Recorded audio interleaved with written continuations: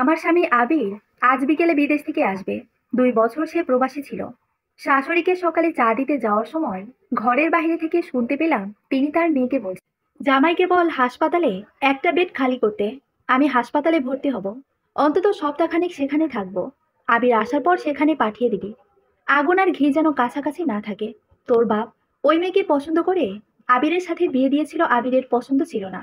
তোর বাপ যেহেতু বেঁচে নাই, এখন ওই মেয়েকে বিদায় করতেও সময় লাগবে না। পাশে থেকে আমার ননদ বলে উঠল, তোমাকে কেন হাসপাতালে থাকতে হবে? তুমি অনামিকার মামাকে বলে ওকে যেন এসে নিয়ে যায়। ও চলে গেলেই তো সব সমস্যার সমাধান হয়ে যাবে। ভাইয়া আসলে নতুন মেয়ে দেখা শুরু করো। এই মেয়েকে আমার পছন্দ না, সব সময় বেশি বোঝে। তোমার ছেলেকে তোমার কাছে থেকে দূরের মানুষ বানিয়ে দেবে দেখো। শাশুড়িও তাল মিলিয়ে বলে ওঠেন, সেদিন শুনলাম আবিরকে বলছে এটা লাগবে ওটা লাগবে। এখানে এসে থেকেছে কদিন, এখানে এসে কোনো কিছুতে হাত লাগাতে দেয় না আমাকে। এই মেয়ে আমার সংসার আমার কাছ থেকে কেটে নিচ্ছে। এত সব আমি কিছুতেই বরদাস্ত করব না। আমার ছেলের কাছ থেকে ওকে আলাদা করেই ছাড়বো। আমার কথা শুনে যেন আমার পায়ের তলার মাটি সরে গেল। আবিরের থেকে আমাকে আলাদা করতে চায়। কি ক্ষতি করেছি আমি তার? কেন এমন করতে চাইছে? রাজ্যের চিন্তা যেন মাথায় এসে ভর করলো। নিজেকে সামলে নিয়ে দরজায় নক করতেই দুজন চুপ হয়ে গেল। ভেতর থেকে আম্মা জোরে বলে উঠলেন, কে? আম্মা, আমি। চা নিয়ে এসেছিলাম, ভেতরে আসুন। চা নিয়ে ভেতরে যেতেই আমার ননদ রুম থেকে বেরিয়ে এলো। আম্মাকে চা দিয়ে নিজের রুমে চলে আসবো তখনই তিনি আমাকে পেছন থেকে ডাক দিলেন। আমি কাছাকাছি গিয়ে দাঁড়ালাম। আম্মা চায়ে চুমুক দিয়ে কাপটা হাতে রেখেই বললেন, অনেকদিন তো হলো এখানে এসেছো, তোমাকে তো উঠিয়ে নিয়ে আসা হয়নি। আমি তোমার মামাকে ফোন করে বলে দিচ্ছি তোমাকে যেন এসে নিয়ে যায়। আবির আসলে ওকে তোমাদের বাড়ি পাঠিয়ে দেব। ওর সাথে এখানে এসে আবার কয়েকদিন থেকে যেও।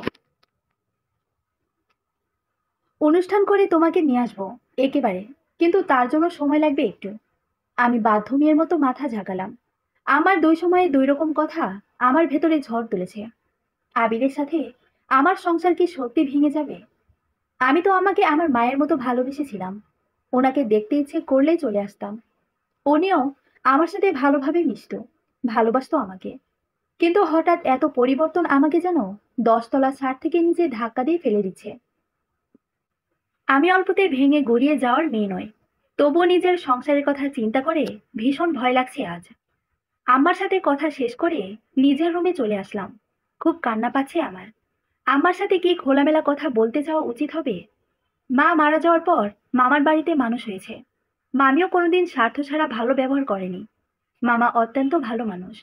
উনি ভালো জন্যই হয়তো ওনার উপর ভরসা করে বিয়েটা করেছিলাম। আমাকে পছন্দ করেছিলেন আমার শ্বশুর বাবা। নিজের ছেলে বিদেশ থাকা সত্ত্বেও ফোনেই সবাইকে সাক্ষী রেখে ভিডিও কলে আমাদের বিয়ে দিয়েছিলেন। রুমে এসে খুব খারাপ লাগছে। কোনো কিছু বুঝতে না পেরে মামাকে কল দিলাম। 2বার রিং হতেই মামা কল রিসিভ করলেন। আমি জোরে একটা শ্বাস টেনে বললাম, মামা। মামা হয়তো ব্যস্ত ছিলেন। চারপাশে মানুষজনের উপস্থিতি বোঝা যাচ্ছে। মামাকে ডাকতেই তিনি তড়িঘড়ি করে আমার ডাকে জবাব দিয়েই বলে উঠলেন, কেমন আছিস রে মা? জামাই বাবার কি খবর? কখন আসবে? মামা, আমার শাশুড়ি তোমাকে কল দিবে হয়তো। আজ আসতে বললে তুমি একদম আসবে না। কেন? কিছু হয়েছে? মামা, আমার শাশুড়ি হয়তো আমাকে পছন্দ করছেন না। তোর শাশুড়ি? আমার বিশ্বাস হচ্ছে না অনু। তোর শাশুড়ি তো খুব ভালো মানুষ। তুই কি কিছু করেছিস? ভুল করলে মাপ চেয়ে নে মা। ওনাকে মায়ের মতো ভালোবাসবি, সম্মান করবি। মামা, আমি কিছুই করিনি। এর আগে উনি আমার সাথে খারাপ ব্যবহার করেননি। একটু আগে আমার শাশুড়ি আর ননদ আমাকে নিয়ে কথা বলেছিলেন। আমাকে বাড়িতে পাঠিয়ে দিতে চাইছেন। মামা, আমার শাশুড়ি তোমাকে ফোন দিলে তুমি এসো না। তুই একদম ভয় পাস না মা। মামার সাথে কথা বলে ফোনটা রেখে দিলাম। আমার ননদ নিশিতা এসে দরজার কাছে দাঁড়িয়ে বলল, আম্মা তোমাকে ডাকছে। এখন? হ্যাঁ। নিশিতা আবিরের ছোট বোন হওয়া সত্ত্বেও আমাকে কখনো ভাবি বলে না। আমিও এটা নিয়ে কিছু বলি না। এ জীবনে যতটুকু সম্মান পেয়েছিলাম এটাই অনেক। তবে সেটা আমার ভাগ্যে টিকবে কিনা সেটা নিয়ে সন্দিহান। আমার রুমের দরজায় গিয়ে নক করতে তিনি ভেতরে প্রবেশের অনুমতি দিলেন। ভেতরে ঢুকে দেখতে পেলাম তিনি আগের মতোই বিছানাতে বসে আছেন। আমাকে দেখে ডেকে বসতে বললেন। নিজেকে কেমন পুতুল পুতুল লাগছে। যে যা বলছে তাই শুনছি। তবুও কি আমার সাথে কেউ ভালো হতে দেবে না? আমার সামনেই বিছানায় গিয়ে বসলাম। তিনি হাতের বাঁ পাশ থেকে দুইটা শপিং ব্যাগ দিয়ে বললেন, এগুলো তোমার জন্য আনা হয়েছিল। বাড়ি যাওয়ার সময় নিয়ে যেতে ভুলো না। এখানে একটা শাড়ি আর 3টা থ্রি পিস আছে। আম্মা, আজই যেতে হবে আমার? মানে উনি তো আজই আসছেন, আর আমি ওনাকে সরাসরি দেখিওনি কখনো। আজ ওই বাড়ি গেলে উনি রাগ করবেন না? সেসব আমি দেখে নেব। তোমার মামা এলে তুমি চলে যেও। আমি আবারও বাধ্য মেয়ের মতো মাথা নাড়লাম। আমি সর্বদা শান্তশিষ্ট মেয়ে। ঝামেলা আমার কোনো কালেই পছন্দ ছিল না। জোর জবরদস্তিতেও আমি নেই। আমি বিশ্বাস করি যে যেটা আমার জন্য সৃষ্টিকর্তা রেখেছেন সেটা আমারই থাকবে। ভালো কিছু পাওয়ার জন্য চেষ্টা করা যায়, কিন্তু জোর করে ভালোবাসা অন্তত পাওয়া যায় না। যাও, রুমে গিয়ে তোমার ব্যাগ গুছিয়ে নাও। আমার কথায় রুম থেকে বাহিরে চলে আসলাম।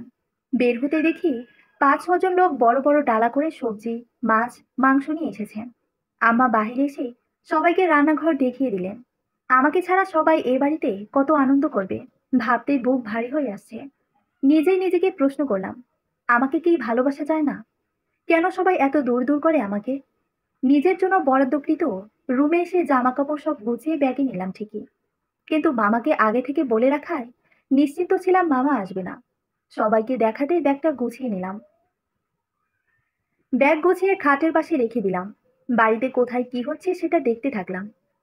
রান্নাঘরে সবাই কাজ করছিল, আমিও সেখানে দাঁড়িয়ে কাজ করা দেখছি। আমাকে কেউ কিছু করতে দিচ্ছে না। কাজের জন্য কয়েকজনকে নিয়ে আসা হয়েছে। পরিস্থিতি দেখে যা বুঝলাম, আজকে আমাকে ছাড়া বড়সড় অনুষ্ঠান বা খাওয়া দাওয়ার ব্যবস্থা করা হচ্ছে। অনুমা, মামার গলা শুনে পিছনে ফিরে তাকাতেই দেখি মামা মিষ্টির প্যাকেট নিয়ে হাসি মুখে দাঁড়িয়ে আছে। নদীর বাঁধ ভেঙে যাওয়ার মতো কষ্টগুলো যেন সবকিছু ভেঙে চুরে বাহিরে আসতে চাচ্ছে। ছেলে এতদিন পর বিদেশ থেকে বাড়িতে আসবে, আর সেই ছেলের বউকে বাড়ি থেকে মামার বাড়ি পাঠিয়ে দেওয়া হচ্ছে। এই বিষয়টা কারো কাছে অস্বাভাবিক কেন লাগছে না, সেটা কিছুতেই বুঝতে পারছি না। আমার মামাকে এত করে নিষেধ করলাম যে আমাকে নিতে এসো না, তবুও আমার শাশুড়ি একবার বলা মাত্রই তিনি চলে আসলেন। মামা তো কখনো আমার খারাপ চাইতেন না, তাহলে আজ কেন এমন করলেন? মামা কি কোনোভাবে চাইছে না আমি এখানে সংসার করি? আমি দুঃখ ভারাক্রান্ত মনে মামার সামনে আসলাম। মামা তখনও হাসছেন। আমি মামার হাসি মুখ দেখে ভাবছি, এটা কি আসলে আমার মামা? আমার বিয়ে 2 বছর হলেও এই বাড়িতে খুব একটা আশা হয়নি। নতুন বউ উপাধিটা এখনো বিদ্যমান। মামা হেসে মিষ্টির প্যাকেটটা দিয়ে বললেন, তোর শাশুড়ি কোথায় রে মা? দেখছি না যে। আমি আম্মার ঘর দেখিয়ে দিয়ে বললাম, আম্মা ঘরেই আছে। মামা আমার মাথায় হাত বুলিয়ে বললেন, যা মা, রেডি হ, তাড়াতাড়ি বাড়ি যেতে হবে, দুপুর হয়ে যাচ্ছে। আমার অনেক কাজ পড়ে আছে। মামা, আমি তো ফোন করে তোমাকে এখানে আসতে নিষেধ করলাম, তাও কেন আসলে? আমাকে তুমি ভালোবাসো না? তুমি কিভাবে এখানে আজকে আমাকে নিতে আসতে পারলে গো? এভাবে কেন বলছিস মা? তোর শাশুড়ি এমন করে বলল যে আমি না এসে পারলাম না। উনি চাইছেন তুই আপাতত কিছুদিন আমাদের ওখানে থাক। জামাই এসে তোকে একদিন নিয়ে আসবে। আমি আমার স্বামীকে আজ নিজের চোখে দেখার অধিকার রাখি না? অবশ্যই রাখিস। তোর শাশুড়ি গুরুজন, এ বাড়িতে তার কথাই শেষ কথা। তিনি আশা করছে ভুল কিছু করবেন না। আম্মাকে একদম ভালো লাগছে না আমার। তার মেয়ের স্বামী যদি এতদিন পর বিদেশ থেকে আসতো, তাহলে কি মেয়েকে এখানে নিয়ে আসতো? এসব এখন বাদ দে, যা রেডি হয়ে নে। আমি আসছি আপার কাছে থেকে। মামা আমাকে কিছু বলার সুযোগ না দিয়ে আম্মার রুমে চলে গেলেন। আবিরকে কল দেওয়ার সুযোগও নেই। এখানে এসে নতুন সিট না নেওয়া পর্যন্ত কোনো যোগাযোগ করা যাবে না। কি করব কিছুই বুঝতে পারছি না। এদিকে আমার সবকিছু অসহ্য লাগছে। ঠিক করলাম আম্মার সাথে কথা বলবো। খাবার টেবিলে মিষ্টির প্যাকেট রেখে গুটি গুটি পায়ে আমার রুমের দিকে গেলাম। আম্মা আর মামার সাথে আমার ননদ ভালো আসর জমিয়েছিলেন। আমাকে দেখে যেন সবার মুখের হাসি উবে গেল। আম্মা কঠোরভাবে বললেন, এখনো এদিক সেদিক কি করছো? তোমাকে তো রেডি হতে বলা হয়েছে। মামাও পাশে থেকে বলে উঠলেন, তোকে তো আমি তৈরি হতে বললাম মা। দেরি করিস না, যা মা যা। মামাকে আজ খুব অচেনা লাগছে। সবকিছু কেমন অচেনা লাগছে। কিছুটা বিরসভাবেই আম্মাকে বললাম, আম্মা, আপনার ছেলে আসার পরই না হয় যায়। উনি আমাকে বাড়িতে রেখে আসবেন। আমি তো ওনাকে কখনো ফোনে ছাড়া আর কখনো দেখিনি। আপনারা সবাই এখানে আনন্দ করবেন, আর আমি। আমাকে কথা শেষ করতে না দিয়ে আমার ননদ বলে উঠল, শোনো, আমরা কেউ আমার আম্মার মুখের উপর কিছু বলি না, ভাইয়াও বলে না। আর আমিও না। আশা করছি তুমি নিজেকে সংবরণ করবে। নিশিতার এমন কথায় আমার শাশুড়ি তাকে বলে, নিশিতা, যাও চা এনে তোমার মামাকে দাও। মায়ের আদেশ পেয়ে নিশিতার রুম থেকে বেরিয়ে গেল। আম্মা এবার আমাকে বললেন, 2 বছর ধৈর্য ধরে থেকেছ, আমার ছেলেকে না দেখে বিয়ে করেছ। আমার ছেলে কেমন সেটাও জানতে না। এত কিছু করতে যেহেতু পেরেছ, আজ মামার বাড়িও যেতে পারবে। এটা এমন কঠিন কোনো কাজ না অনামিকা। আমি এই কথার পরিপ্রেক্ষিতে কি বলবো সেটা ভেবে পাচ্ছি না। হয়তো এরপর আর কিছু বলা হলে আমাকে নোংরা কিছু ট্যাগ লাগিয়ে দেওয়া হতে পারে। আমি মুখে মিথ্যে হাসি ফুটিয়ে আম্মাকে বললাম, ঠিক আছে আম্মা, আপনারা যেহেতু চাইছেন আমি এখান থেকে চলে যাই, সেহেতু আমি যাচ্ছি।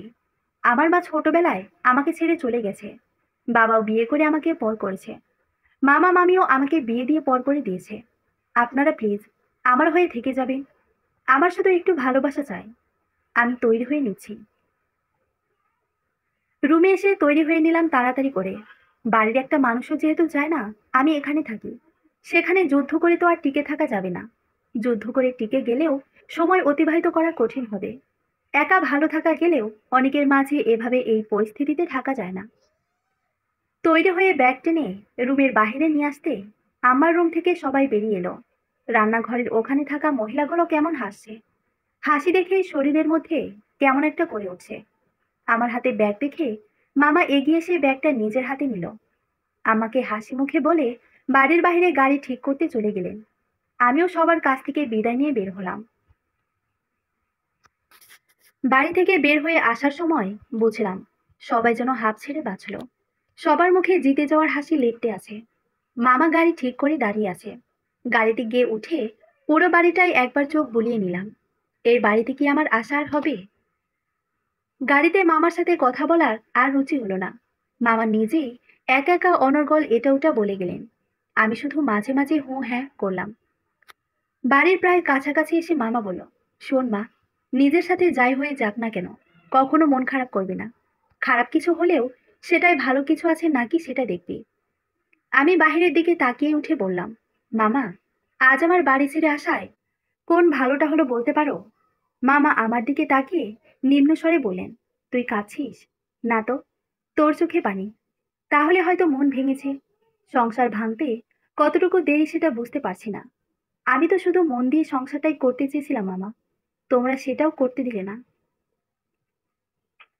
আমার স্বামীকে দেখার ভাগ্য আমার বোধহয় আর হলো না। আমি শান্তশিষ্ট, মেনে নেওয়ার মেয়ে বলে তোমরা আমাকে এভাবে চুপ করে দিতে পারলে? একটু বাঁধলো না তোমাদের? মা মরা মেয়েকে কিভাবে এত বাজেভাবে ঠকালে মামা? আমার মা বেঁচে থাকলে হয়তো সবকিছু এত খারাপ হতো না। সবার নাকি কেউ না থাকলেও মা কখনো ছেড়ে যায় না, অথচ আমার মা সবার আগে আমাকে ছেড়ে গেল। অন্যরা আর থাকবে কেন? মামা আমার কথায় আর কিছু বলল না। তার মনে কি কিছু নাড়া দিল বুঝতে পারলাম না ঠিক। মামা আমার দিক থেকে চোখ ফিরিয়ে বাহিরে তাকালো। আমি চোখে চোখ রেখে কথা বলার মতো সাহস হয়তো আমার মামার নেই। চোখের পানি মুছে মামাকে আবার বললাম, নিজের বর দেখার আগেই আমার সংসার ভেঙে গেল তাই না মামা? মামা এবারও আমার দিকে তাকালেন না, বাহিরে তাকিয়েই বলে উঠলেন, তুই তো সবরকারী, এখন কেন তো ভেঙে পড়ছিস? সংসার নষ্ট হওয়ার আগে জীবন নষ্ট হয়ে গেলে পারতো না মামা? আমার কথায় মামা এবার আটকে উঠলেন। আমার দিকে অগ্নি দৃষ্টি ফেলে বললেন, অনু, ধৈর্য ধরতে শিখো। আজে বাজে কথা বলো না। আমার তো সব শেষ মামা। কিসের আশায় আর ধৈর্য দেবো বলো তো? 2 বছরে বিদেশি স্বামীর সাথে সেরকম সম্পর্ক গড়তে পেরেছিস? কত বিদেশি বউরে দেখি সারাটাক্ষণ এখানে ওখানে বসে স্বামীর সাথে কথা বলে, স্বামীকে আঙ্গুলের ইশারায় ওঠায় আর বসায়। কিন্তু তোর বেলায় আবার কত বউরা একটু সেজে গুজে শাড়ি পরে স্বামীর সাথে ভিডিও কলে কথা বলে, কিন্তু তোরে আমি শাড়ি পরা দেখিনি কোনোদিন। শুধু সুন্দর হলে হয় না, স্বামীরে আটকে রাখার উপায় জানতে হয়। মেয়েরা তার স্বামীরে অন্যদিকে তাকাতে পর্যন্ত দেয় না। আর তোর স্বামী তোকে শ্বশুর বাড়ি থেকে বাড়িতে পাঠাবে না তো কাকে পাঠাবে? ভাঙ্গা মন নিয়ে শ্বশুর বাড়ি থেকে মামার বাড়ি এসে ঘরে ব্যাগটা রাখতেই মামি কথাগুলো অনবরত বলেই যাচ্ছেন। মামা শুধু পাশে থেকে বলেছেন, শরীফা, চুপ করো, এত কথা কইও না তো, নিজের কাজ করো। ব্যাগটা হাত থেকে নামিয়ে বললাম, মামি, কোনো পুরুষকে জোর করে নিজের করা যায় না। শুধু পুরুষ কেন, কোনো নারীকেও জোর করে নিজের করা আরো অসম্ভব ব্যাপার। সেক্ষেত্রে আমি নিজেই সেই পুরুষের সান্নিধ্য চেয়েছিলাম। নারী যেমন খুব সহজে কোনো পুরুষের হতে পারে, তেমনি সে না চাইতেও কেউ তাকে নিজের করতে পারে না। আমি তার জন্য অপেক্ষা করব। মামি আমার দিকে কয়েক কদম এগিয়ে এসে বলল, মামার ঘাড়ে বসে বসে আবার খেতে এসেছিস? এতদিন তো কম জ্বালাসনি মা। আমি তো আপনাদের 1 টাকাও খরচ করিনি মামি। উল্টো আমি টাকা দিয়েছি আপনাদের। আমার মায়ের তো কম ছিল না, বা কম নেই। আমি কেন কারো ভালো ব্যবহারটুকু পাই না মামি? কি করেছি আমি আপনার? শ্বশুরবাড়ির মানুষের কাছে থেকে অবহেলা পেয়ে এখানে চলে এসেছিস। আমারও এমন দিন এসেছিল, যে সময়ের কথা ছিল আমি আমার স্বামীর কাছে বেশি গুরুত্ব পাবো, তখন সে তোকে নিয়ে পড়ে থেকেছে। মামা ধমকের সুরে মামিকে শাসিয়ে দূরে সরিয়ে নিয়ে যেতে থাকলেন। মামির কথায় যেন বুকে চিনচিন ব্যথা শুরু হলো। মামির মন বিষিয়ে যাওয়ার কারণ আমার প্রতি মামার ভালোবাসা। এতিমদের হয়তো আসলেই ভালোবাসা পাওয়ার অধিকার নেই।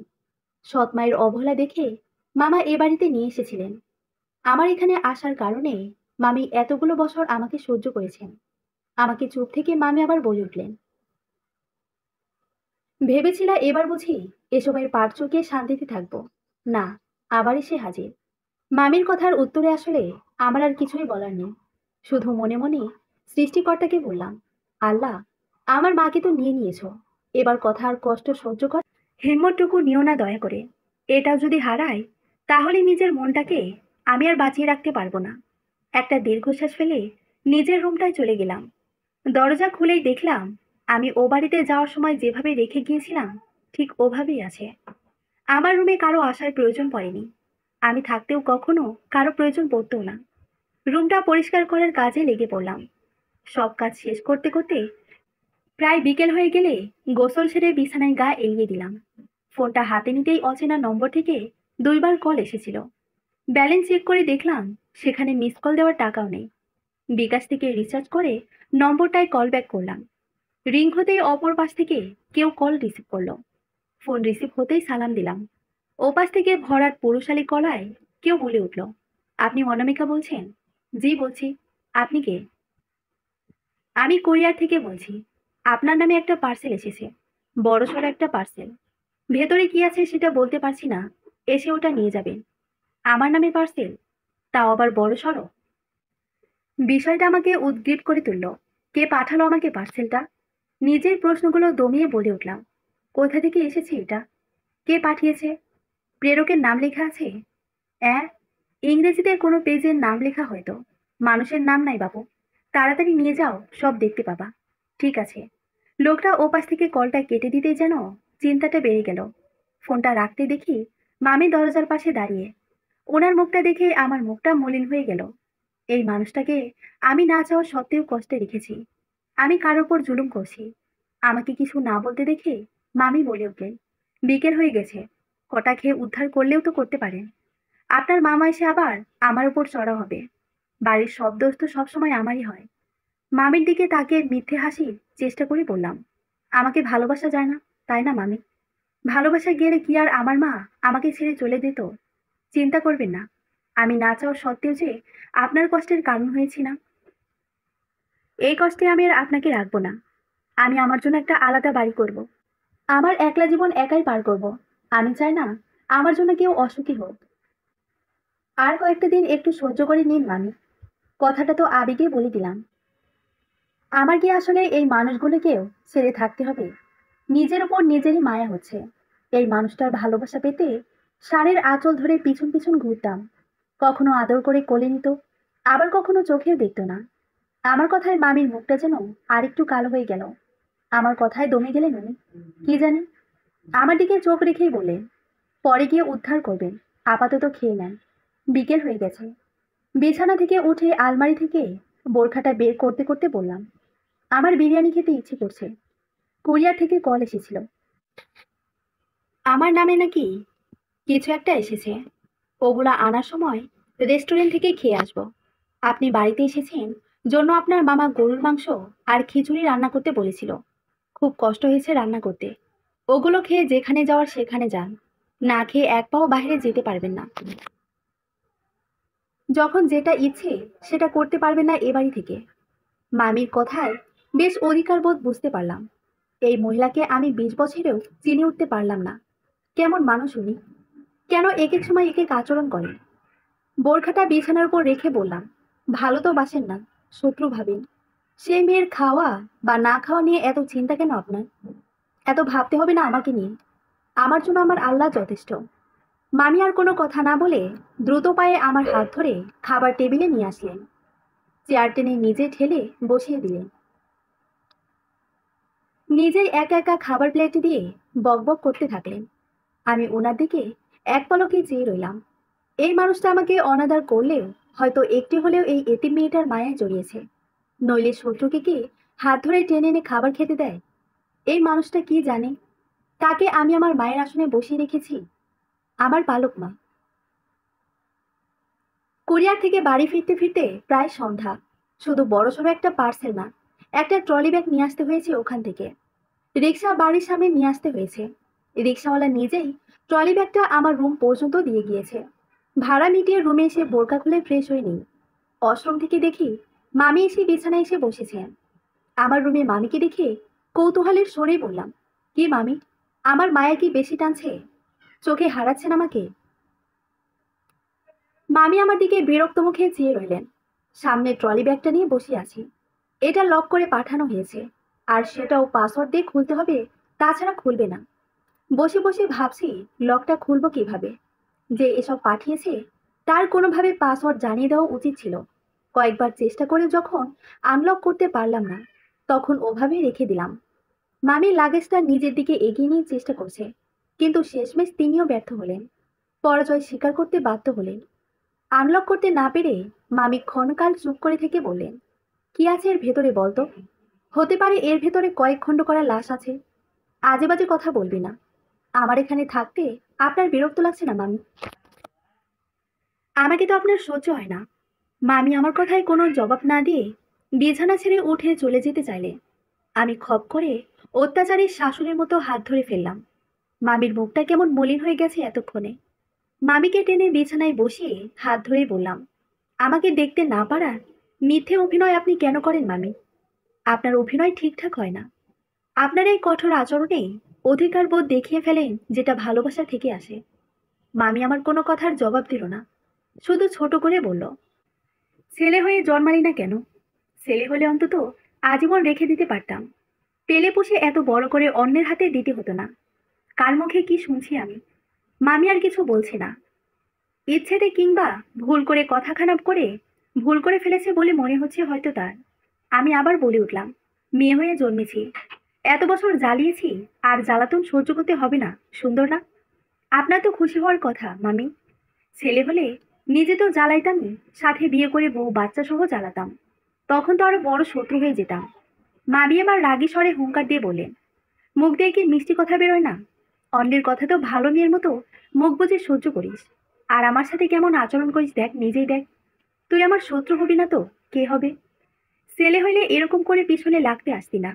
কেউ কেউ সম্মানের মানুষ, যাদের কথা মেনে নেওয়া ছাড়া উপায় থাকে না। কেউ কেউ ভালোবাসার মানুষ, যাদের সামনে মুখে লাগাম দিতে ইচ্ছে করে না।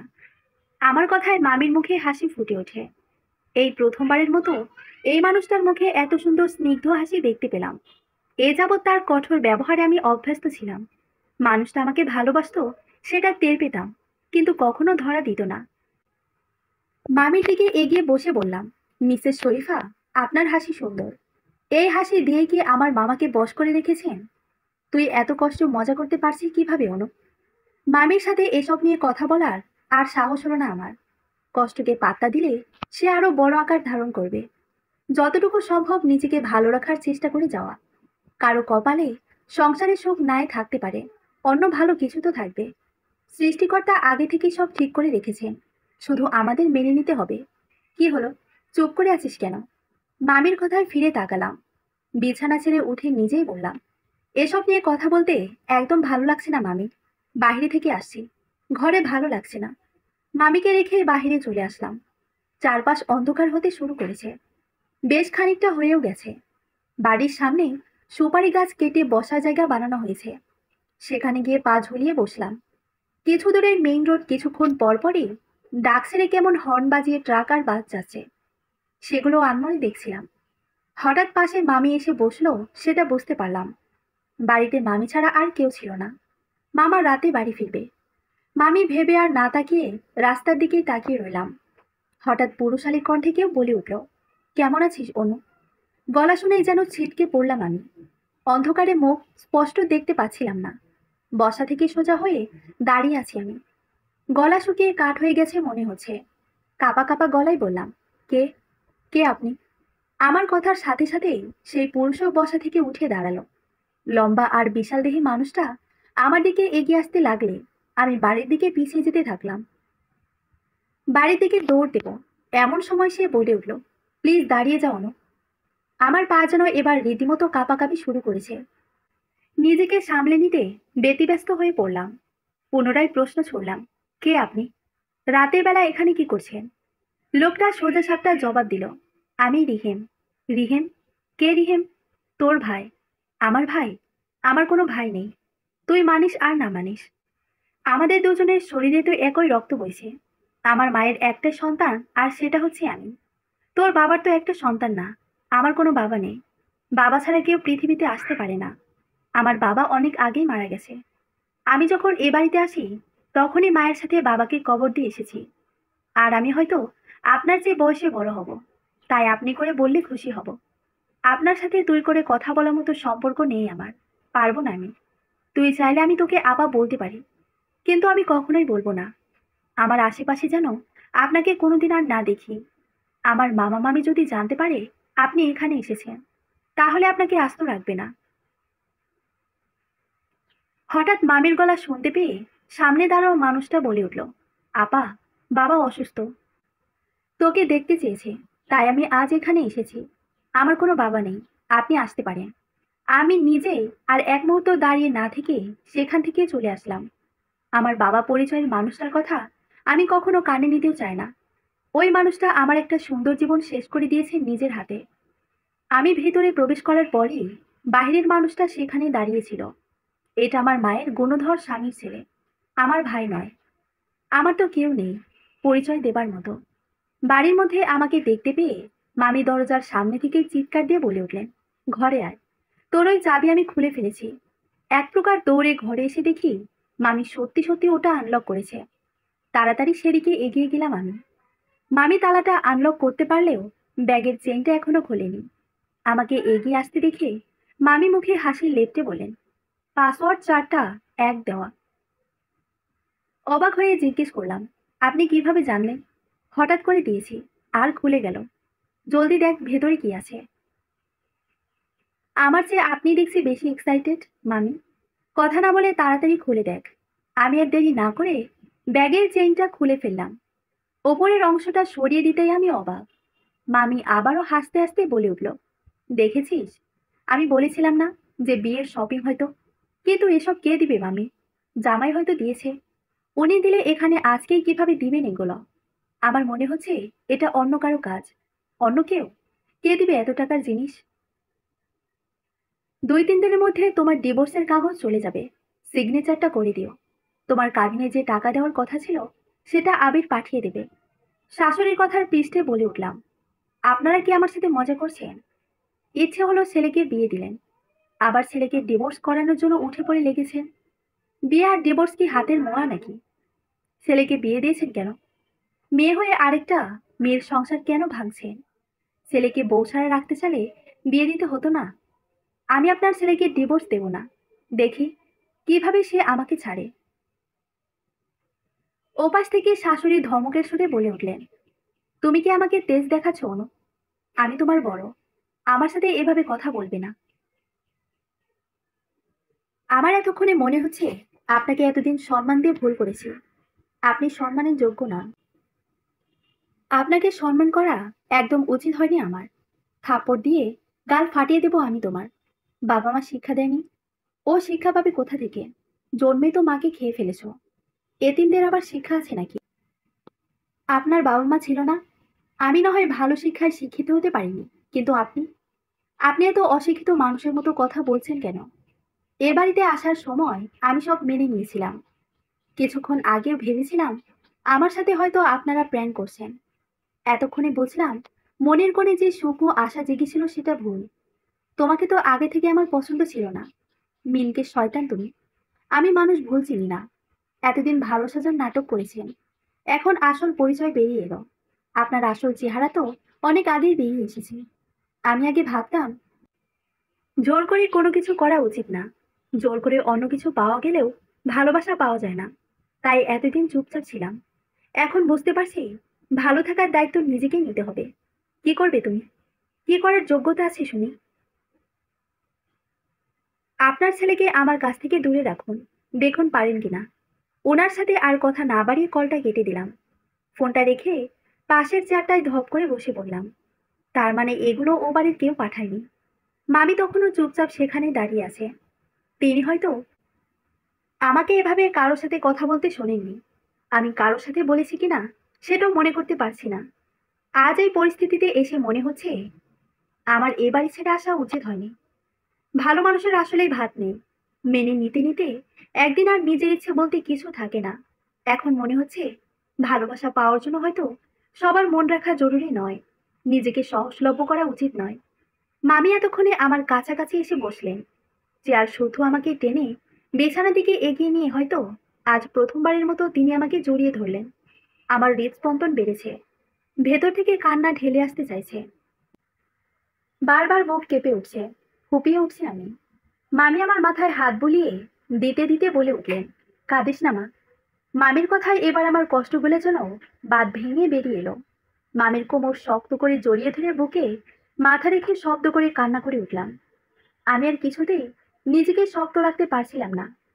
সকাল থেকে তো অনেক কিছু সহ্য করলাম, মনে হচ্ছিল একটু ভেঙে গড়িয়ে যায় আর কেউ এসে আমার টুকরো টুকরো অংশগুলো গুছিয়ে দিই। আমি তো এতিম, আমাকে আবার কে গুছিয়ে দেবে? নিজেকে নিজেরই ঠিক রাখতে হবে হয়তো। কিছুক্ষণ গলা ছেড়ে চিৎকার করে কান্না করলাম। নিজের বুকের ভারী ভাবটা একটু হলেও যেন কমে গেল। মামির কাছে থেকে নিজেকে ছাড়িয়ে নিয়ে সোজা হয়ে বসে চোখ গাল মুছে নিলাম। চোখ মুখ মুছে মামিকে ভাঙা ভাঙা গলাতেই বললাম, মামা কোথায়? মামি দোকানে আছে। তোর শাশুড়ির সাথে এমন ব্যবহার করলি কেন?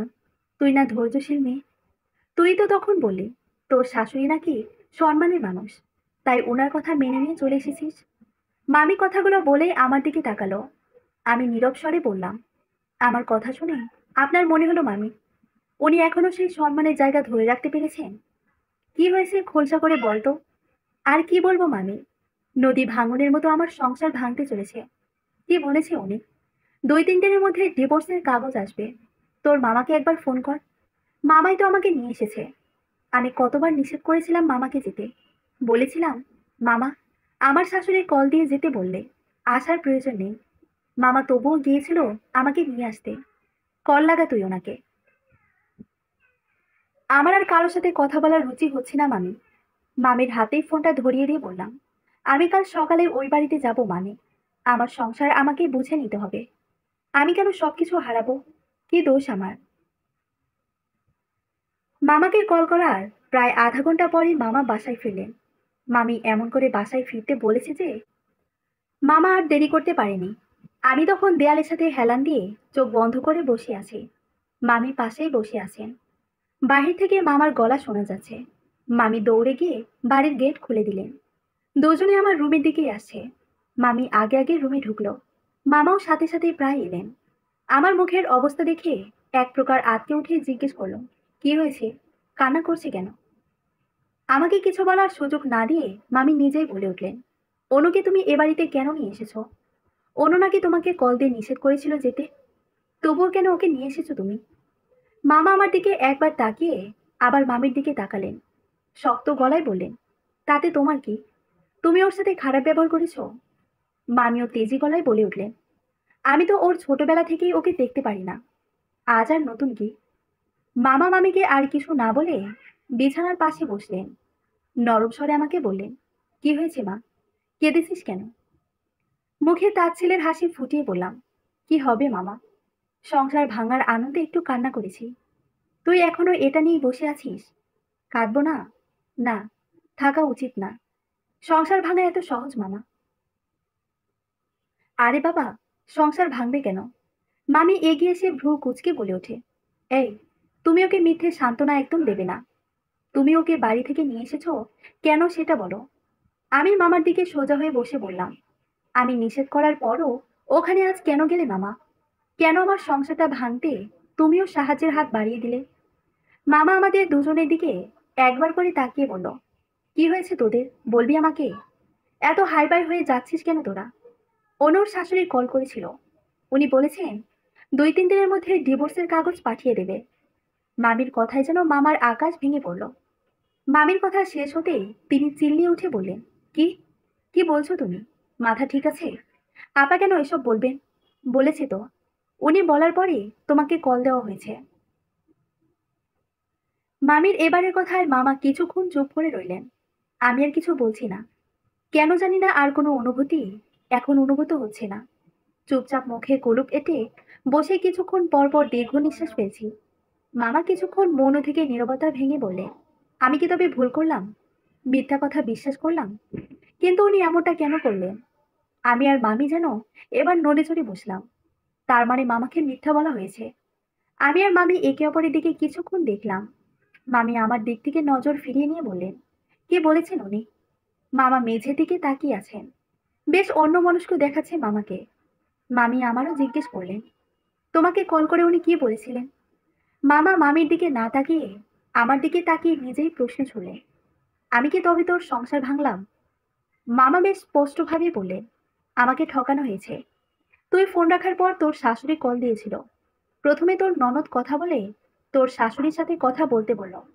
উনি ফোন কানে নিয়ে আমাকে বলল, আবির আর তোর যেহেতু আয়োজন করে বিয়ে হয়নি, তাই তোকে সারপ্রাইজ দিতে তোকে এই বাড়ি পাঠাবে। তোদের আবার বিয়ে দেওয়া হবে ধুমধাম করে। এত ভালো খবর শুনেই আমি তোকে নিয়ে আসতে গিয়েছিলাম। মামি বলে উঠলেন, উনি যদি ওসবই করবেন তাহলে এখন এসব কেন করছে? আমি মামিকে ডেকে বললাম, মামি, আমার মামাকেও ঠকানো হয়েছে। আমার সংসার ভাঙার পরিকল্পনা করা হচ্ছে। আমি আর এসব সহ্য করব না। কালকে আমি ওই বাড়িতে যাব। মামা এবার বলে উঠলেন, তুই যাবি মা? তুই যাবি। আমি নিজে কাল তোকে ওখানে রেখে আসব। তার আগে আমি তোর শাশুড়ির সাথে কথা বলবো। হ্যাঁ মামা, আমি আমার সংসার গুছিয়ে নেব। কালকে আমি ওখানে যাব। মামা প্রায় আধা ঘন্টা যাবৎ আমাকে আর মামিকে রুমে থাকতে বলে বাহিরে গিয়ে আমার শাশুড়ির সাথে কথা বলছে। এতক্ষণ সময় নিয়ে কি কথা বলছে সেটাই আমরা বোঝার চেষ্টা করছি, কিন্তু বুঝতে পারছি না। মামি মামার এত কথা বলা দেখে বলে উঠল, আমার মনে হয় তোর আজকেই ওই বাড়িতে চলে যাওয়া উচিত। বিষয়টা গরম গরম থাকতে গিয়ে ওঠা উচিত। আজই যাব? রাত হয়ে গেছে তো। কত রাত হয়েছে? কিছুক্ষণ আগে সন্ধ্যা হয়েছে। আবিরকে তোর দেখতে ইচ্ছে হচ্ছে না? 2 বছর পর স্বামী এসেছে, দেখবি না? কিন্তু মামি, কোনো কিন্তু না। তুই যা, তৈরি হয়ে নে। আমি দেখছি তোর মামাকে গিয়ে জানাই, বাইকে করে রেখে আসবে। মামির কথা শুনে মনে হলো আমার সত্যি সত্যি আজই যাওয়া উচিত। আমি যদি ওখানে উপস্থিত না থাকি তাহলে আমার অনুপস্থিতি যা খুশি হয়ে যেতে পারে। মামা বাহিরে থেকে আমার রুমে এসে মামা বললেন, তুই কি ও বাড়িতে যেতে চাচ্ছিস? মামা, আমি এক্ষুনি যেতে যাচ্ছি। এখন? মামি পাশে থেকে বলে উঠল, হ্যাঁ, মেয়ে যেতে চাইছে, দিয়ে এসো। মামা কিছুক্ষণ চুপ করে থেকে বললেন, আচ্ছা, রেডি হয়ে নে। মামা নিজের রুমে চলে গেলে মামি আমার আলমারি খুলে লাল টকটকে একটা শাড়ি বের করে দিয়ে বলে, এটা পরে যা। লাল শাড়িতে মেয়েদের অদ্ভুত সুন্দর লাগে। লাল শাড়ি, চুল ছিঁড়ে, চোখে কাজল আর ঠোঁটে একটু লাল লিপস্টিক একটা পুরুষকে কাবু করতে যথেষ্ট। মাথাটা ভালো করে চিরুনি করে নে। লাল ব্লাউজটা শাড়ির ওখানেই দেখলাম, হয়তো দাঁড়া, দিচ্ছি। মামি আলমারির ড্রয়ার থেকে ব্লাউজ পেটিকোট বের করে আমার হাতে ধরিয়ে দিয়ে বললেন, আমি তোর মামার সাথে কথা বলছি, ততক্ষণে তুই রেডি হয়ে নে। আমি মামির হাত থেকে ওগুলো নিয়ে সম্মতি সূচক মাথা নাড়লাম। মামি আমার গালে হাত দিয়ে মুচকি একটা হাসি দিয়ে চলে গেলেন। এই মানুষটা এত পরিবর্তন কিভাবে হয়ে গেল সেটাই বুঝতে পারছি না। মামির কোনো ছেলে মেয়ে নেই, একদমই ছিল না এমনটা না। মামা মূলত আমার দেখাশোনা করার জন্যই তাড়াতাড়ি বিয়ে করেছিলেন। প্রথম দিকে আমাকে খুব ভালোবাসলেও পরে কেন জানি না মামির মন বিষিয়ে গিয়েছিল। ভেতরে ভেতরে ভালোবাসলেও বাহিরে বাহিরে সেটা বুঝতে দিত না। সবসময় খারাপ ব্যবহার করত। আমি তবুও তার পিছু ছাড়িনি কখনো। মামির বিয়ের 3 বছরের মাথায় প্রথম ছেলে হয়েছিল। মামা মামি কি খুশি ছিল। সেই খুশি বেশি দিন টিকেনি। 20 দিনের মাথায় বাচ্চাটা কে যেন হয়ে মারা গিয়েছিল। সবাই খুব ভেঙে পড়েছিল। তারপর মামি আরো 3বার মা হয়েছিল, কিন্তু সন্তানকে ধরে রাখতে পারেননি। সৃষ্টিকর্তা মামির কোল খালি করে বাচ্চাগুলোকে নিয়ে গেছেন। এরপর থেকে মামি আর সন্তান সুখ পাননি। আমি শাড়ি পরে কুচিগুলো ঠিক করতে না পেরে মামিকে ডাক দেওয়ার সাথে সাথে মামি আমার রুমের দরজায় এসে বললেন, কি হয়েছে? আমি ঠোঁট উল্টে বললাম, মামি, শাড়ির কুচি খুব জ্বালাচ্ছে, আমি ঠিক করতে পারছি না। মামি একগাল হেসে বলল, আমি ঠিক করে দিচ্ছি, তার জন্যই তো ডাকলাম। বুঝেছি। আমাকে কি কেউ প্রয়োজন ছাড়া ডাকে নাকি? না ডাকতে যে চলে আসে তাকে আর কিভাবে ডাকবো? কখন ডাকবো? আজ তো কেউ আমাকে একা থাকতেই দেয়নি। আমার কি এখন চলে যাওয়া উচিত?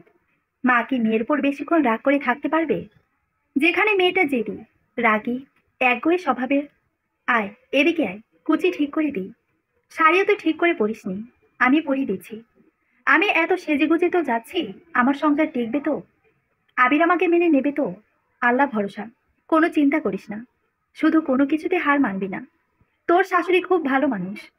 তখন তার ফোন কল আর কথাবার্তা আমার খুব আজব লেগেছে। যে আমার সাথে যেমন করবে, আমিও তার সাথে ঠিক সেরকমই করব। মামি মামি আমাকে পুরোপুরি তৈরি করে দিয়ে আয়নার সামনে নিয়ে গিয়ে দাঁড় করালো। পেছন থেকে আমার কাঁধে থুতনিতে ভর করে আয়নায় আমার দিকে তাকিয়ে রইল। তোকে কি সুন্দর লাগছে দেখেছিস? বরকে নিজের দিকে আকৃষ্ট করতে মেয়েদের সেজে থাকতে হয়, বুঝলাম। মামি এবার সোজা হয়ে দাঁড়িয়ে বললেন, আমি তোর মামাকে বের হতে বলছি। মামি, ওই লাগেজটা ভালো করে রেখে দিন। কে দিল সেটা তো জানতেই পারলাম না। আচ্ছা, রেখে দিব। আমি ভাবছি আবারও চোখের পানি ফেলে ফিরে আসতে হয় কিনা। আগে এত নেতিবাচক কিছু ভাবিস না, যা ভালো মন নিয়ে। হুম। মামি মামাকে ডাকতে মামা বাইরে গিয়ে নিজের বাইকটা বের করলেন। মামি থেকে বিদায় নিয়ে বের হব, তখন মামি হঠাৎ করে জড়িয়ে ধরলেন। আকস্মিকভাবে ঘটায় আমি হতভম্ব হয়ে দাঁড়িয়ে রইলাম। এই মানুষটার এত ভালোবাসা, নিজেকে ধরে দেওয়া আমি কেমন মেনে নিতে পারছি না। এত শক্ত প্রকৃতির মানুষ কেন বারবার ভালোবাসা জাহির করছে? মামিকে বাসায় একা রেখে আমার আর মামার রওনা দিতে হলো। বাসায় ফিরে মামিকে কল করে জানাবো বলেই বিদায় নিলাম। মামা বেশ দ্রুত গতিতে বাইক চালাচ্ছে। রাত হওয়ায় রাস্তাটা বেশ ফাঁকা। আমি মামার কাঁধে হাত রেখে চুপচাপ বসে আছি। নিজের স্বামীকে প্রথমবারের মতো সামনাসামনি দেখার জন্য একটা উত্তেজনা কাজ করছে। আমি যাওয়ার পর ও বাড়িতে কি হবে সেটাও বুঝতে পারছি না। শুধু এতটুকু বুঝতে পারছি যে আমাকে নরম হওয়া যাবে না। বিয়ের আগে মেয়েরা কিছু কিছু ছেলের ঘরে উঠে যায় বিয়ের জন্য। আজ প্রয়োজনে স্বামীকে পেতে এমন কাজ করতে হবে। নিজেকে বারবার বোঝাচ্ছি, ভেঙে পড়া যাবে না, শক্ত থাকতে হবে। তবুও ভেতর থেকে একটা ভয় কাজ করছে। আমাকে একদম চুপ থাকতে দেখে মামা বললেন, ও বাড়িতে যেতে ভয় লাগছে? হ্যাঁ মামা। আমার শাশুড়ির সাথে তোমার কি কথা হলো তখন? ওসব তো আর শুনতে হবে না। তুই ওখানে গিয়ে আগেই কারোর সাথে খারাপ ব্যবহার করিস না মা। আমি আগে আগে কারোর সাথে খারাপ ব্যবহার করি না মামা। কেউ কিছু বললেও আজ তার জবাব দিবি না। বাড়িতে যে শাশুড়ির কাছে খারাপ ব্যবহারের জন্য ক্ষমা চাইবি। হুম। তখন হয়তো একটু বেশি রাগ দেখানো হয়ে গেছে। আমি মাপসে নেব, সমস্যা নেই। তবে উনি যদি আবারও খারাপ ব্যবহার করে, তাহলে আমি চুপ থাকবো না। একটু সহ্য করে নিস মা। চেষ্টা করবো মামা। তবে আমার ভয় লাগছে খুব। ওনারা কি আমার সাথে ভালো ব্যবহার করবে? দেখে গিয়ে চল। আমি ওর কথা বাড়ালাম না। এখন শুধু বাড়িতে পৌঁছানোর অপেক্ষা করতে লাগলাম। মামা গতি বাড়িয়ে দিলেন। আমি চুপচাপ বসে চোখ বন্ধ করে আল্লাহকে ডাকতে থাকলাম। তিনি একমাত্র আমাকে এসব থেকে বাঁচাতে পারেন। মামা বাড়ির সামনে এসে বাইক থামালেন। সদর দরজার ভেতরে নিয়ে একপাশে রেখে লক করে রাখে মোবাইলের সময় দেখে বললেন, 10:30 বেজে গেছে। আয় মা, তাড়াতাড়ি আয়। মামা আগে আগে হাঁটা শুরু করলেন। আমি মামার পিছু পিছু হাঁটছি।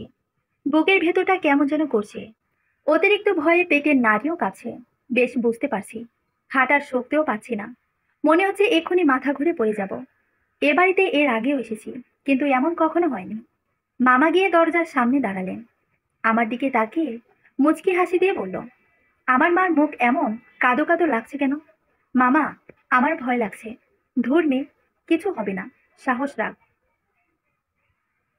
মামা আমার মাথায় হাত বুলিয়ে কলিং বেল চাপলেন। মামা বেল বাজানোর সাথে সাথে দরজার ওপাশে শব্দ হলো। কেউ খুলতে চলে এসেছে। মনে হচ্ছে ওপাশে কেউ তৈরি হয়েছিল দরজা খোলার জন্য। দরজার পাল্লা সরে গেল। দরজার ওপাশে আমার ননদের হাসি হাসি মুখের দেখা মিলল। আমাকে দেখেই বলে উঠল, চলে এসেছ? দরজার বাইরে আমি আর মামা দাঁড়িয়ে আছি। আমার বুকের ভেতরটা যেন কোনো একটা অজানা ভয়ে দুমড়ে মুচড়ে যাচ্ছে। এরপর কি হবে সেটা ভেবে যেন মাঝ সমুদ্রে ডুবে যাচ্ছি। আমাকে চুপ দাঁড়িয়ে থাকতে দেখে মামা বললেন, বেশি রাত হয়ে গেল মা। নিশিতা ওপাশ থেকে হেসে বলল, না না মামা, ভেতরে আসুন।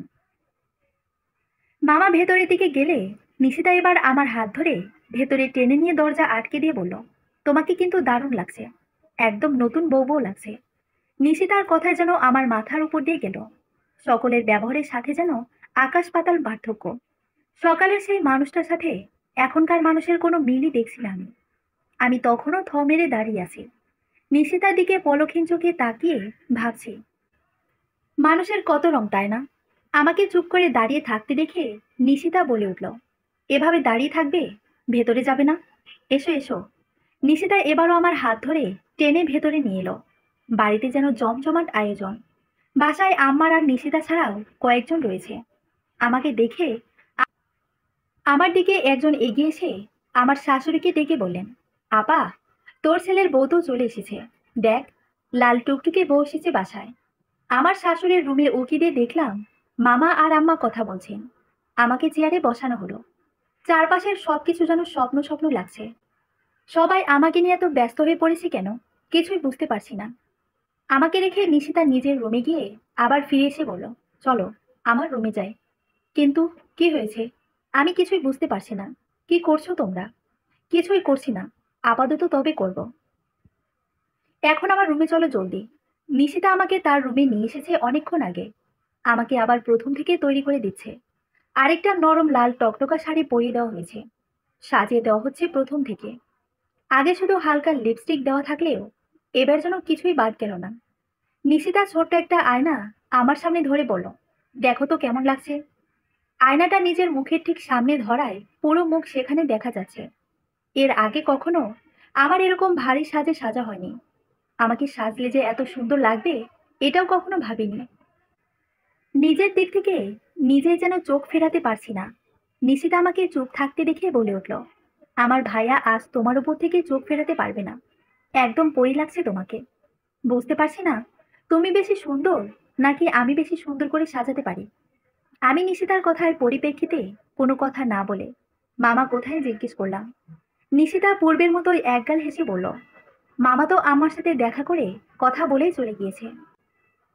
আমার সাথে দেখা করে গেল না? তোমাকে তো সাজাচ্ছিলাম, তাই আর আসেনি। চিন্তা করো না, কাল ঠিক চলে আসবে। এখন আমি কিছুই বুঝতে পারছি না।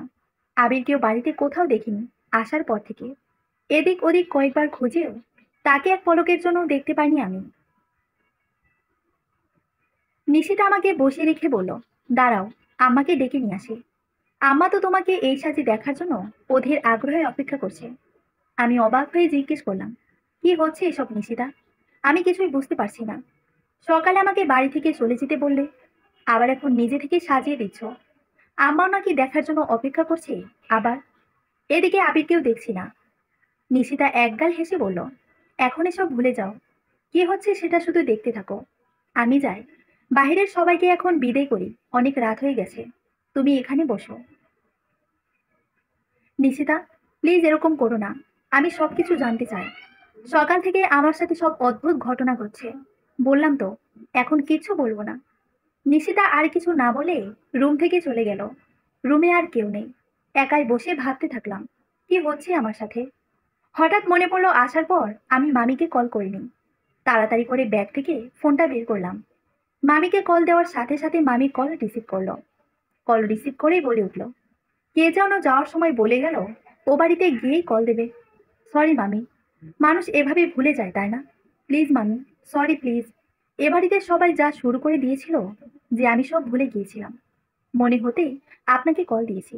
একটু দেরি করিনি সত্যি। এখন মনে পড়ে আর কি হবে। মামি, আমি এখানে কিছুই বুঝতে পারছি না। সকালে আমাকে চলে যেতে বলল, সন্ধ্যায় শাশুড়ি কল দিয়ে ডিভোর্সের কথা বলল। এখন আবার আমাকে নতুন বউ সাজানো হয়েছে। আবিরকে এখনো দেখিনি। বাড়িতে বোধহয় নেই। চিন্তা করতে হবে না কিছু নেই। তোর চিন্তার দিন শেষ। মানে? চিন্তার দিন শেষ কেন? এখন ইনশাল্লাহ সবকিছু ভালোই হবে। জানি না কি হবে।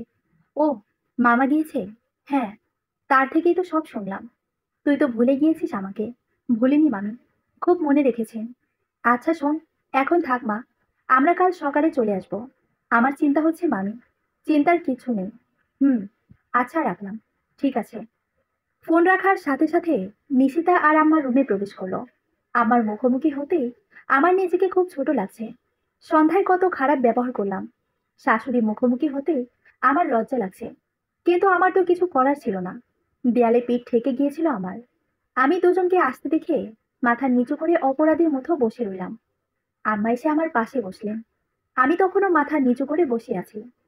আম্মা থুতনিতে হাত দিয়ে আমার মুখ উঁচু করে বলে উঠলেন, মাশাল্লাহ, কি সুন্দর লাগছে আমার বৌমাকে। আমি আম্মার দিকে তাকিয়ে বললাম, আম্মা, কোনো কথা না। আম্মা, তখনকার জন্য আমি দুঃখিত। প্লিজ আমাকে মাফ করে দিন। এখন সব ভুলে যাও মা। এসব কথা আর মনে রেখো না। আম্মা, আমি কিছুই বুঝতে পারছি না। বিশ্বাস করুন। আমাকে প্লিজ ক্লিয়ার করে বলবেন আমার সাথে কি হচ্ছে এগুলো। তোমাকে আজ নতুন বউ হিসেবে আবার নিয়ে আসা হলো। আমাকে তো নিয়ে আসা হয়নি, আমি নিজে এসেছি। ওই একই তো হলো। তোমাকে আসতে বাধ্য করা হয়েছে, এর জন্য তো এসেছো। এখন আর কোনো কথা না। যাও, এখন সোজা ছাদে চলে যাবে। এখন ছাদে যেতে হবে? হ্যাঁ, যেতে হবে। কিন্তু কেন? নিশিতা পাশে থেকে বলে উঠল, আমার ভাইয়া তার নতুন বউয়ের জন্য অপেক্ষা করছে। তার সামনে যাবে না? আমি কিছু না বলে চুপ করে বসে রইলাম। আমার নিজেই এবার নিশিতাকে বলল আমাকে এগিয়ে দিতে। আমা আমার মাথায় হাত দিয়ে দোয়া করে নিজের রুমে চলে গেলেন। নিশিতা এবার আমাকে নিয়ে সিঁড়ির কাছে এসে বলল, যাও, এবার একাই চলে যাও। ভাইয়া অনেকক্ষণ ধরে তার বউয়ের জন্য অপেক্ষা করছে। অল দি বেস্ট ভাবি। নিশিতা চলে গেলে আমি এক হাত দিয়ে শাড়ির কুচিগুলো ধরে সামান্য পরিমাণে উঁচু করে ছাদের দিকে অগ্রসর হলাম।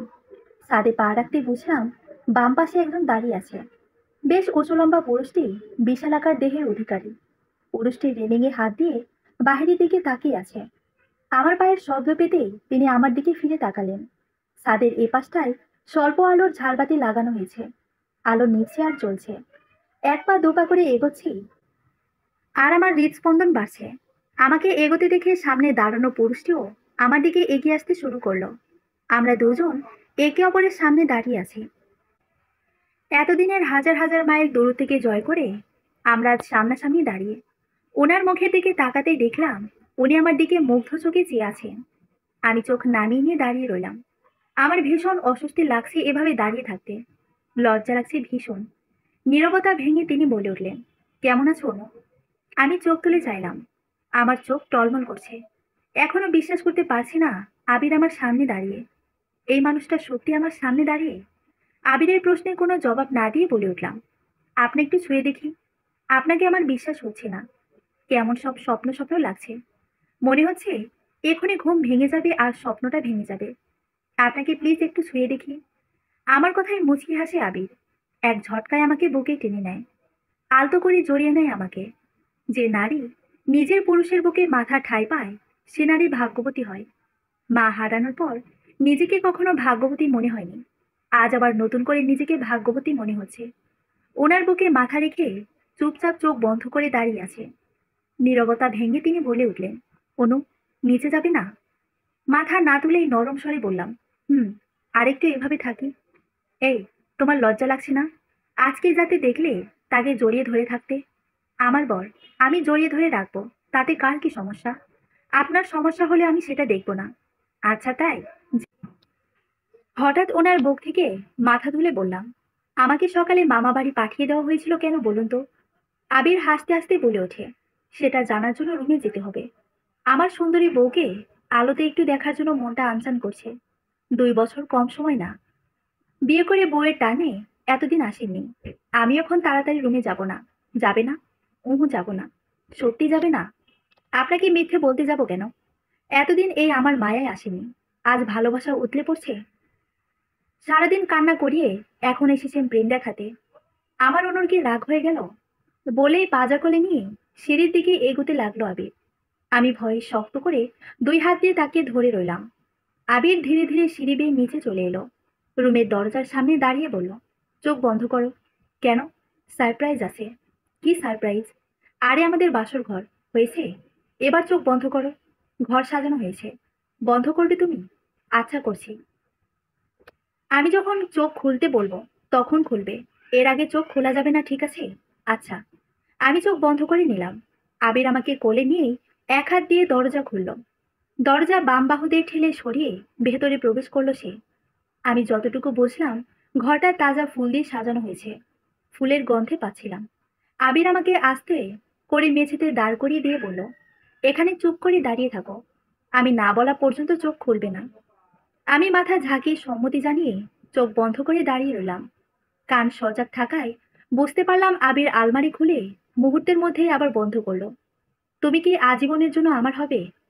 তুমি শুধু আমাকে একটু ভালোবাসো, আর আমি পৃথিবীর সমস্ত আনন্দ তোমার করে দেওয়ার চেষ্টা করব। শুধু আমার জীবনের সবটা জুড়ে থেকে যাও। তুমি আমার ব্যক্তিগত মানুষটা হয়ে যাও, যার অনুপস্থিতিতে সবকিছু শূন্য শূন্য লাগবে, যার কষ্টে আমার দম বন্ধ হয়ে আসবে, যার মুখ আমার চোখ আর মন শীতল করবে, যার হাসি আমার হৃদয়ে বারবার প্রতিধ্বনি হবে, যাকে ছাড়া আমার সবকিছু বিষাদের নীল রঙে ডুবে যাবে। আমি চোখ খুলে তাকিয়ে দেখতে পেলাম আবির মেঝেতে হাঁটু গেড়ে বসে আছে। হাতে একটা রিং আমার দিকে বাড়িয়ে রেখেছে। ভালোবাসি তোমাকে অনু। আমি একটুও ভালোবাসি না। না ভালোবাসো, অন্য কারো না হলেই হবে। মুচকি হেসে নিজের হাত তার দিকে এগিয়ে দিতেই রিংটা পরিয়ে দিল। উঠে দাঁড়িয়ে সামনে এসে দাঁড়ালো। বাচ্চাদের মতো আবদারের সুরে বলল, আরেকবার জড়িয়ে ধরি বউ। না, দূরে থাকুন, ওসব ভুলে যাও। বলে হৃদস্পন্দনের গতি বাড়িয়ে আরো একবার বুকে স্থান দিল সে। রাত 12টা। আবির দেশে আসার সময় আমার জন্য কি কি এনেছি সেসব দেখাচ্ছিল। সমস্ত রুম ফুলের গন্ধে যেন ডুবে আছে। আমার জন্য আনা জিনিসপত্র দেখছিলাম, আর রুমটা বারবার এদিক ওদিক তাকিয়ে দেখছিলাম। সকালে যেমন দেখেছিলাম সেরকম কিছুই নেই। আবির বলে উঠল, পছন্দ হয়েছে এসব? মাসখানেক আগে থেকে একটু একটু করে কেনাকাটা করেছি আমি আমার বউয়ের জন্য। আমি সবগুলো জিনিসের ওপর আরেকবার চোখ বুলিয়ে বললাম, আপনার পছন্দকে অপছন্দ করার কোনো সাহস আমার নেই। এখানকার সবকিছুই সুন্দর। হঠাৎ আমার সন্ধ্যার সেই পার্সেলের কথা মনে পড়ল। আবিকে জানানো উচিত বলে মনে হলো। বলে উঠলাম, আজ সন্ধ্যায় আমার নামে একটা পার্সেল এসেছিল। ইয়া বড় একটা লাগেজ ব্যাগ। যা যা সেখানে আছে সবগুলো দেখলেই মনে হবে বিয়ের জন্য পাঠানো হয়েছে। কে পাঠিয়েছে কিছুতে জানতে পারিনি আমি। প্রথমে মনে হয়েছিল এখান থেকে পাঠানো হয়েছে। আবির হো হো করে হেসে উঠল। সে বলল, এতক্ষণে বুঝতে পারোনি ওগুলো কে পাঠিয়েছে? আবিরের হাসিতে কেমন যেন সন্দেহ হলো। তাকে জিজ্ঞেস করলাম, আপনি পাঠিয়েছেন? কিভাবে পাঠালেন? আমি ওগুলো পাঠাইনি। তবে আম্মা আর নিশু পাঠিয়েছে। মানে? মানে প্রথমে ঠিক করা হয়েছিল বড় করে একটা অনুষ্ঠান করে তোমাকে এখানে নিয়ে আসা হবে। তার অন্য প্রায় অনেকদিন সময় লাগতো, তাই আমাকে নিষেধ করেছি। কিন্তু আম্মা ওগুলো কিনে তোমার ঠিকানায় পাঠিয়ে দিয়েছিল। আমার কেমন বিশ্বাস হচ্ছে না এসব। এত কিছু আমার জন্য কেন? কারণ আমার বউকে এরকম করে কেউ কখনো ভয় পাইয়ে দেয়নি। কিন্তু আম্মা তো আমাকে অপছন্দ করে। আপনার জন্যই হয়তো জোর করে মেনে নিয়েছেন। কিভাবে বুঝলে? সকালে যখন আমার জন্য জানিয়ে যায় তখন শুনেছিলাম আম্মার আর নিশ্চিতার কথা বলছিল আমাকে নিয়ে। তোমাকে পছন্দ করে না এসব? হ্যাঁ। আপনি কিভাবে জানলেন? এসবও প্ল্যান করা ছিল? আবির মুচকি এসে বলল, হ্যাঁ, সব প্ল্যান করা। তুমি আমাকে কতটুকু চাও, আমাকে পেতে কি কি করতে পারো সেটা দেখার ইচ্ছা ছিল। মানে? আম্মা আমাকে অপছন্দ করে না? নিশিতাও না? কেউই তোমাকে অপছন্দ করে না অনু। সবাই তোমাকে ভালোবাসে। কিন্তু সন্ধ্যায় ডিভোর্সের কথাটা, তুমি যেন আমাকে টাকার বিনিময়ে ছাড়তে রাজি হও কিনা সেটা দেখতে। জানো তো, একবার একজনকে হারিয়ে আমি একেবারে দিশেহারা হয়ে গিয়েছিলাম। এবার আর তোমাকে হারাতে চাই না। বিশ্বাস করতে এত পরীক্ষা? আমি কি পাশ করেছি? তুমি আমার মন জিতে নিয়েছো। ভালোবাসলে বিশ্বাসটা রাখতে হয়। আমি দেখতে চেয়েছিলাম সবকিছুর বিনিময়ে হলেও আমাকে চাও কিনা। আপনাকেই চাই। আমি একটা ঘর চাই, সংসার চাই, সবার সাথে একটু ভালো থাকতে চাই। এই ছেড়ে যাওয়ার যুগে আমি আপনার সাথে আষ্টে পিষ্টে জড়িয়ে থাকতে চাই আবির। তোমার বাবা, আমার বাবা মা নেই। তুমি যেমন আমাকে চাও, সংসার চাও, তেমন তোমার বাবাও তার মেয়েটাকে একটু চোখের দেখা দেখতে চায়। মানুষকে ক্ষমা করে দিতে হয় অনু। আর উনি তো তোমার বাবা। আগামীকাল বিকেলে আমরা তোমার বাবাকে দেখতে যাব। কিন্তু, কোনো কিন্তু নয়। আপনি জানলেন কিভাবে? সেটা তোমার জানতে হবে না। আগামীকাল আমরা ওখানে যাচ্ছি, এটাই ফাইনাল। আমি সবকিছু সাইডে ফেলে বললাম, আমার সংসারটা টিকলো তবে সারাদিনে কত চিন্তায় ছিলাম। সংসার ভাঙার ভয়ে কত কান্না করেছি জানেন? এরকম আর কখনো করবেন না প্লিজ। আমি এসব আর সহ্য করতে পারবো না। মাকে হারানোর পর আমি আমার ভালো কিছু পাইনি আগে। আমার সংসারটা আমার কাছ থেকে কখনো কেড়ে নেবেন না। আমি এখানে আমার জন্ম কাটিয়ে দিতে চাই। ভালোবাসো আমাকে? আমাকে তোমার হৃদয়ে রাখবে আজীবন? আবিরের কথায় মুচকি হেসে গিয়ে উঠলাম। আমার ভেতরে বাহিরে, অন্তরে অন্তরে আছো তুমি হৃদয় জুড়ে। আবির জানিয়ে দিল, আজ থেকে সে আমার। আর কোনো হারিয়ে যাওয়ার ভয় নেই। এই সংসার আমার, শুধুমাত্র আমার। সংসারের মানুষগুলোকে ভালোবাসা আর কর্তব্যে ভালো রাখার দায়িত্বটাও আমার। এই সংসার আমার সুখ, আমার শান্তি। এই মানুষটা ব্যক্তিগতভাবেই আমার। আমাদের মৃত্যু ছাড়া যেন আমরা কখনো আলাদা না হই। আমাদের ভালোবাসা আজীবন বেঁচে থাকুক। আমরা ভালো থাকা এই মানুষগুলোকে কেন্দ্র করে গড়ে উঠুক। এই মানুষটার দিক থেকে আমার আঁখি না ফিরুক। এই মানুষটা আজীবন আমাকেই ভালোবাসুক। সমাপ্ত। জানি না গল্পটা শেষ অবধি আপনাদের মনের মতো হলো কিনা। গল্পটা যেহেতু সংসার কেন্দ্রিক, তাই সংসার ফিরে পাওয়াতেই শেষ হলো। গল্পটা ভালো লাগলে মন্তব্য করে জানাবেন। ভালোবাসা রইল। ধন্যবাদ।